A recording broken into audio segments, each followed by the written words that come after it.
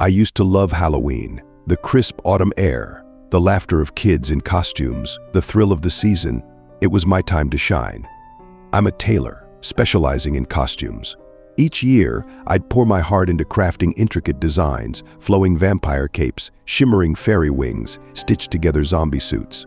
But this year Halloween turned into something else entirely. It started late one evening as I was locking up the shop. The streetlights flickered, casting eerie shadows. I turned the key, ready to head home, when I heard a voice behind me, low, crackling, like dry leaves underfoot. "Tailor of All Hallows," it said.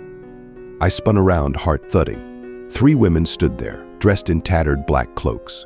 Their faces were sharp, pale, their eyes gleaming like embers. Something about them was wrong. "We're closed," I stammered, clutching my keys. "Oh, we're not here to shop," the tallest one crooned, her fingers unnaturally long. "We're here to commission you for the party of the century."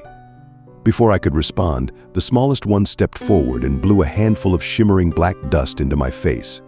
I gagged, coughing, as the world dissolved like ink in water. When I woke, I was in a dimly lit room.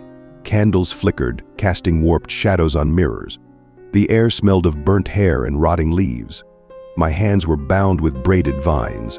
The witches circled me, cackling softly. "You'll make us beautiful, won't you, dear Tailor?" One hissed, her jagged teeth gleaming. "We want costumes," the other chimed in. "Gowns that shimmer like moonlight, masks that terrify, capes that command the very night." I shook my head, throat dry. "I don't have my tools, but my fabrics." "Oh, we've provided everything you'll need," the tall one said, gesturing to a table. I turned, and my stomach dropped.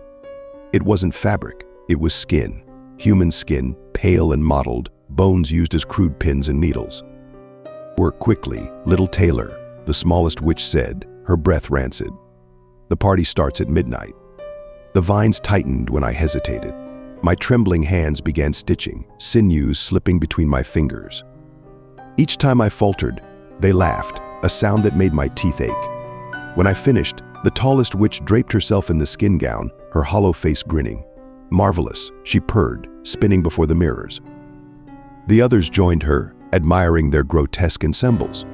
Then, as the clock struck midnight, they turned to me. "You've done so well, dear Tailor," the tallest said. "But every party needs a centerpiece." Before I could scream, they lunged. The next morning, the tailor's shop was found open. Inside, a mannequin stood in the window, dressed in a flawless patchwork suit.